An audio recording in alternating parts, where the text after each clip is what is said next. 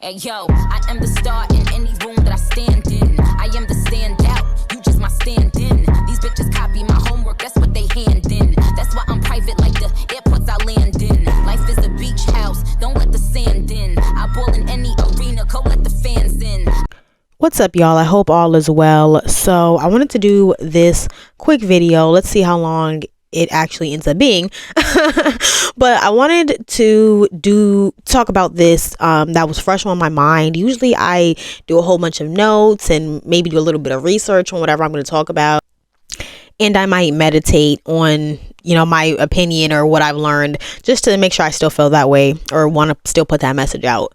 But this kind of just came out of nowhere and I just had to get it off my chest.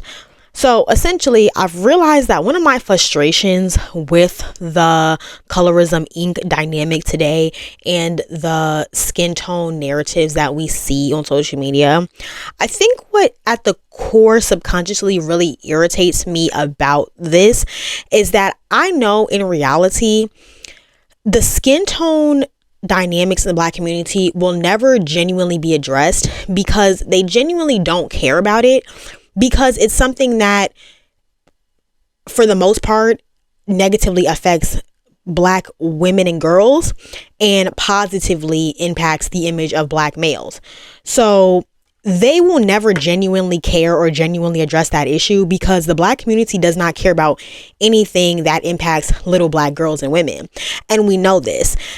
What mainstream viral or nationwide narrative past Say Her Name that really was barely even got any attention? What narrative or any type of issue that Black women and girls deal with that's gotten any level of attention, sympathy, perpetuation, getting a lot of media coverage, getting talked about on Black platforms as well as non-Black platforms? The only time they talk about things that affect Black women is when they're attaching it onto a pre-existing outrage that happened to Black men. But anyway, going back to what I was talking about earlier, is that the colorism dynamic will never genuinely be addressed, and they will never genuinely give a flying fuck about it because it's something that primarily affects the self-image of Black women and girls. So they'll never genuinely give a fuck about it. And that's another reason why I came to realize that this colorism dynamic, a lot of Black women talking about colorism and trying to make it seem like, oh, I'm so offended, I'm so outraged, is bullshit also. And we know that it's bullshit because y'all don't even address the actual culprits of who's psychologically hurting you with colorism on a day-to-day basis in the 2010s. You cannot tell me that you reaching back 150 years to the slave trade, claiming that light-skinned people are in the house. Mind you, y'all are perpetuating a narrative that didn't even happen. Y'all are saying, quoting a historical fact that's not even accurate and literally is lies. But anyway, so you mean to tell me that you're so outraged and so traumatized about some colorism that stems from shit that happened 150 years ago? How are you, somebody that's born in the early 2000s, so traumatized by colorism, but when you ask people to make a reference to who the colors are, y'all reaching back 100 years to try to blame white men? Like, how does that even work? Colorism was developed by feminist Black women who didn't even really date in the community, things like that. The colorism narrative because I'm not gonna say, oh, colorism was co-opted, but the colorism narrative, it was co-opted by male identified women in the Black community, and that's how it went mainstream. Nothing in the Black community goes mainstream until male identified women pick it up. Anything that feminist or free-spirited, free-minded women, Black women come up with is not going to become mainstream because the Black community has a very monolithic way of thinking. So if the majority and the dominant group is not picking up on that messaging or find it trendy, it's not going to pick up. That's why Alice Walker was talking about colorism for 25 years before Black women gave a shit about colorism. Then all of a sudden in the 2010s, when Black men came to the internet and started triangulating Black women against non-Black women and biracial women, and now trying to say that biracial people are not Black, because Black men been triangulating dark skin and light skin and brown skin women against each other in the black community. It was never an issue, and black women never cared to talk about colorism until the mid 2010s, when black men started to give more attention to white women. See, black women will never talk about that, but that's exactly what happened. Black men have always been colorists. They've always made comments about features and color and skin texture. In fact, Gen X black men were worse than a lot of these dudes today. Okay, so this is not a new dynamic. You'll have a lot of Gen Xers try to play coy and be like, oh, well, we didn't have these colorism problems. Oh, I didn't even know what colorism was. You know, the black dudes, they liked us and this and that. And it's like, no, they've been had these mentalities. Y'all been putting non-black women in Jet magazine, calling them light-skinned women. And then y'all want to turn around and scapegoat actual light-skinned black women and say that we're the impersonators and try to weaponize the one drop rule against us. Meanwhile, you sat up there in the 90s and turned a blind eye for years about black men putting a bunch of non-black women from California in these hip hop videos and ads and calling them light skinned. But now y'all trying to scapegoat the actual light skinned black people. So that's what I'm saying. Y'all never gave a fuck about colorism until you felt like it was affecting your sexual access to black men, and you felt like it was affecting your desirability image in black men's perspective. That's the only time that black women start to give a shit about colorism. And that's why I'm telling y'all that the colorism, the goal in bringing up colorism that black women like Alice Walker and feminist black women had with trying to talk about colorism and trying to talk about black women's experiences in the country and in the black diaspora, that original goal was completely co-opted by the 𝙀𝙤𝙢𝙢𝙀 and the black male worshippers. It was completely co-opted. So at this point, they're just using colorism as an excuse to argue with each other about desirability politics. And if you notice, none of these chicks are talking about how black women have been losing their jobs left and right since this administration. Nobody's talking about black women's childbirth, dying in hospitals or being turned away from care. Nobody is talking about how a lot of black women are dealing with stuff in terms of just having issues with having financial and just social help in raising their kids. Nobody's talking about the isolation black women are dealing with in the workplace. None of these conversations are big hot button topics. Nobody was really talking about femicide when that was a popular conversation.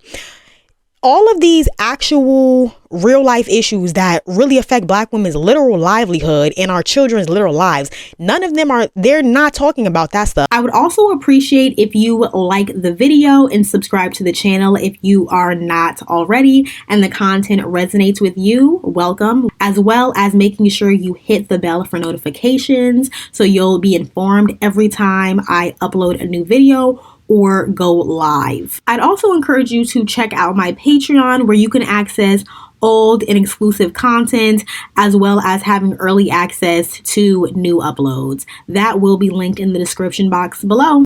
Because for you have an issue with colorism because you care about access to niggas. Alice Walker cared about colorism because she cares about the social and psychological experiences black women and girls are having in the society every day. You just worried about being chosen and making sure that black dudes think you're cute. That's what it's about for you. So yeah, this is also why, despite the fact that this conversation has been going on for very, very long, despite that, there's never been any real solution or any real how do I say, there's never been any real progression in the conversation, and nothing has changed other than now people are starting to be more aware. And I think that is positive, actually. And I think that people are more conscious of how darker skinned women feel about things and experience the world. And I actually think that that is a positive that came out of the colorism movement. So I don't disagree with that. I actually do agree with educating people about colorism and textures and featureism. That's not what I disagree with. Because I also think that that's a very important thing that we need to do in the Latino community as well.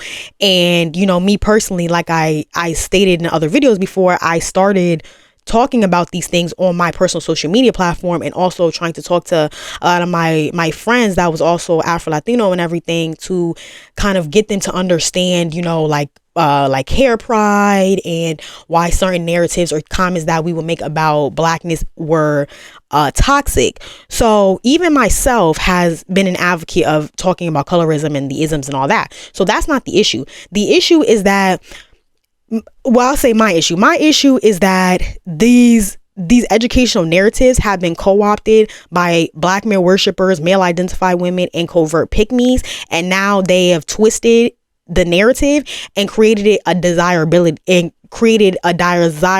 conversation and beef out of that, instead of actually addressing what's actually going on. And addressing what's actually going on would mean calling out black men for being the root of the problem and the main perpetuators of colorism in the modern era. And it would also mean giving them a consequence, and that's something that black women do not want to do. They don't want to have to hold black men accountable for being the main colorist in the black community, the main perpetuators of colorism. They use white men as a scapegoat, and they want to try to divert the narrative and say, oh, well, all of this stemmed from what white people were doing 100 years ago. Okay, and you decided to continue it and perpetuate it, and then your kings got in music and started perpetuating the same shit in their music that's promoted to black people. So regardless of whatever mental gymnastics y'all want to spin to try to make it seem like this is the white people's doing, you still chose to perpetuate it. So I'm still very confused as to how you continue to infantilize yourself and blame white people for why you're the ones running around talking about you have a racial and skin tone preference.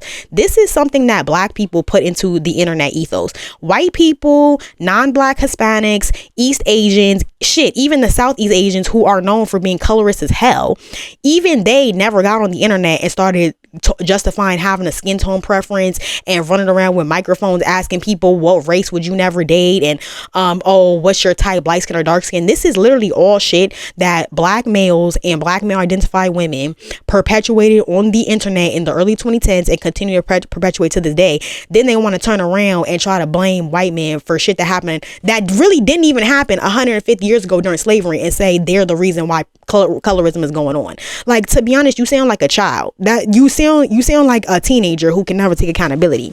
So again, that's why I'm saying they'll never really address colorism, and there'll never be any real solutions coming out of that, because they don't want to ostracize black men. They don't want to make black men look good, and they don't want to accept that black men are the biggest cancer in the black community, and the colorism thing is just a tiny aspect of that. But it just is what it is. So it's like, I will never take any of these bitches seriously about their colorism takes unless you're talking about black men and you're directing all the energy towards them. Like, as far as I'm concerned, you're adding nothing to, if you're not wringing them by the neck every day, scapegoating them for colorism, then to me it's like, what are we even talking about here? Like, and that's my issue. It's like, it's constant conversations about how problematic light-skinned people's mentality and what we possibly think about ourselves. There's all this conversation about how problematic that is, but y'all don't have nothing to say about a literal group of people in your community that implemented a skin tone preference. Like, I just find that so weird. But yeah, if they're the ones talking about they have the preference and dictating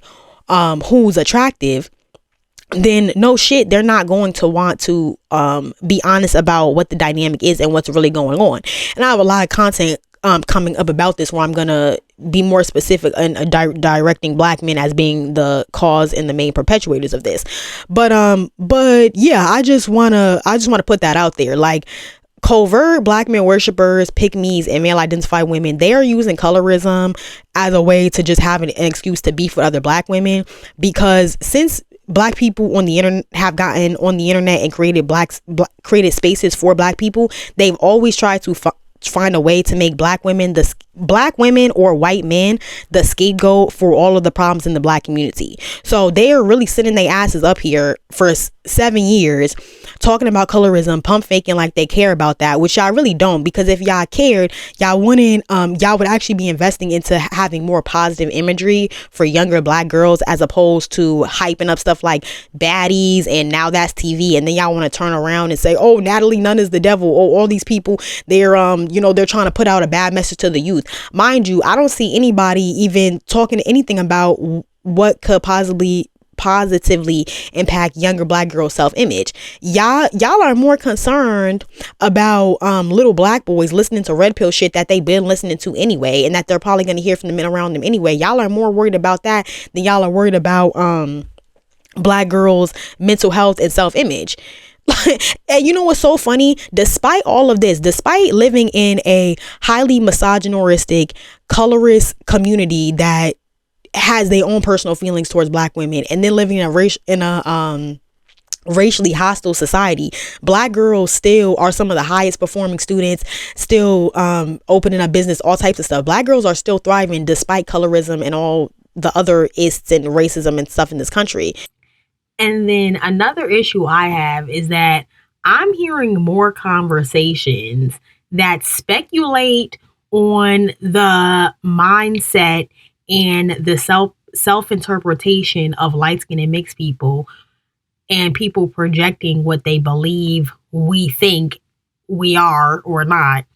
People will project that and assume what we think, but they'll completely ignore what Black men actually say and do through their actions. Am I trying to say that every single Black dude hates and has an issue with and is never nice to any Black woman ever? No. But their words and their actions are aligning more so with the colorism dynamic that y'all are complaining about than light-skinned women's. I feel like people try to make this a light-skinned versus dark-skinned women issue because that's more salacious for social media. Drama sells. People like to see women fighting, especially in the Black community, because Black women are seen as catty and vain, when in reality, the negative traits that they project onto Black women generally are true about Black men, but I won't even go there. But so it's easy to dismiss this stuff as like, oh, these are just girls beefing about desirability politics. When in reality, I don't think it's Black women that have the color issues. I don't think that Black women discriminate amongst each other based on skin tone. What reason would heterosexual women have to divide and separate each other based on skin tone? Ain't nobody worked in a house before. Ain't nobody pick cotton here. So what are we even talking about? We all know that Black women do not discriminate against each other based on skin tone, aside from when it comes to these people who have hidden resentment or whatever they got going on, and then they might be weird towards certain people. Okay, that's a specific situation. But we know when we're talking about preferences and attractiveness, we all know good and goddamn well y'all are talking about shit Black men have said and done. So stop trying to act like this is a women's issue. This is all being driven off shit that they have said. I don't understand why y'all keep trying to take them out the equation and make it seem like this is a Black woman versus white men type of situation. This has nothing to do with white people, and this is not a Black women relationship with each other issue. It's just not. You got to understand that when it comes to anything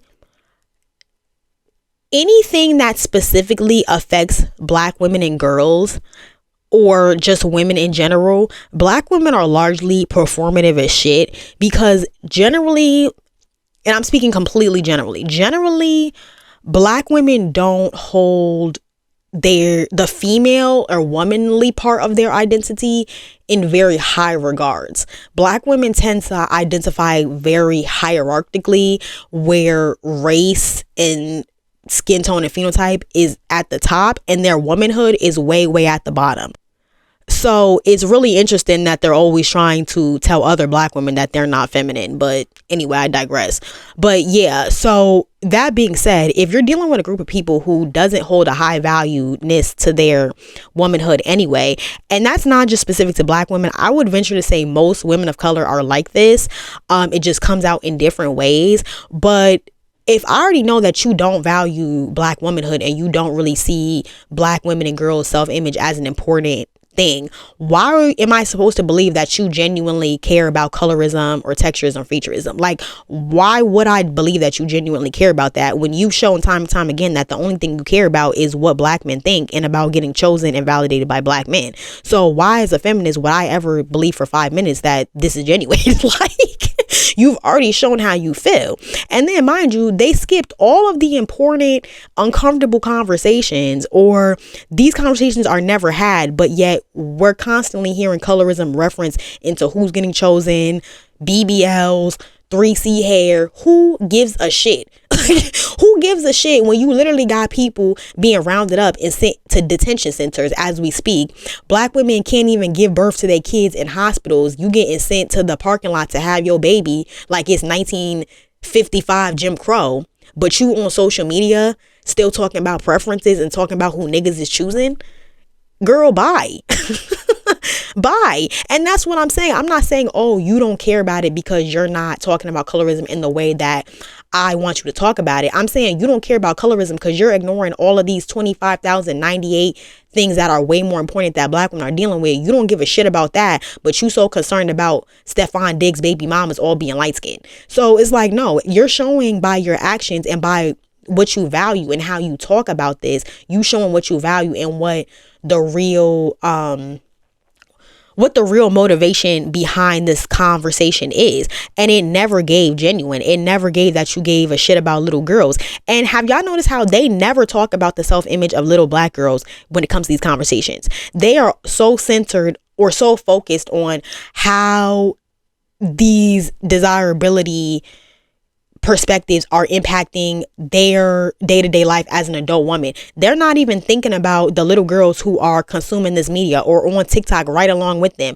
What about the middle school girls that are listening to y'all perpetuate this rhetoric, whether they be light skin, dark skin, brown skin, or anything in between? How do you think that that's going to affect how they're interacting with each other or their self-perception or how they view black males who have a so-called skin tone preference? Because regardless of which I want to say, y'all have normalized it. Just saying, like, how are you conducting yourself as an authority on colorism and isms and all that type of stuff, but ignoring all of these other lived realities day to day, and you don't got nothing to say about what these babies are experiencing in school either? So I will never believe that you care about colorism, like, because it's easier to educate a child than to rehabilitate an old fool. But y'all keep trying to rehabilitate old fools and explain to them why you should be chosen and not the BBL 3C hair chick. Like, because I tend to run in the same school of thought as Cynthia G, that is, there should have been a consequence 20 damn years ago. Like, you don't get to be treasonous and promote your self-hatred and disrespect people on social media platforms that white and East Asian men own and created. You don't get to degrade your own people and think I'm about to buy your shit and stream your music and watch your performances and take your side on Twitter. Absolutely not. So I pretty much live by my belief, which is that there should have been a complete withdrawal of support of many of these males. That's just how I feel. Shouldn't be buying their stuff, shouldn't be consuming their content, shouldn't be following their stuff, shouldn't be subscribing to them, shouldn't be listening to their music or listen to it on bootleg. It's so easy to bootleg stuff. There's really no reason you should even be giving a dime to a black male who don't fuck with black women. Like, so that's my solution, is that should have been the withdrawal of support. Black women can work out their own internal self-love issues on their own, which we do, which makes us different than our male counterparts.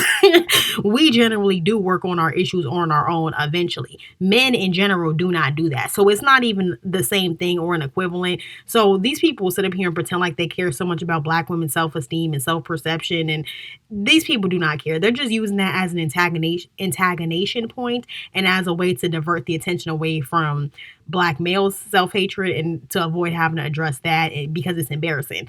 But yeah, that would have been the consequence to me. There should have been a withdrawal of support. So sitting around all day, going back and forth, making posts, shading each other on TikTok, all that does to a narcissistic man is make them farther feel like the prize. And now basically what they wanted to do from the start, which is triangulate black women based on skin tone and triangulate black women against other races of women, what they wanted to do exactly happened. Now they just have multiple social media platforms to sit back and watch it happen. Yeah, basically black women played completely into their cards and didn't even realize it. And, you know, I don't even want to say black. Hey, get in the comment section. Let me know what y'all thought about this video piece.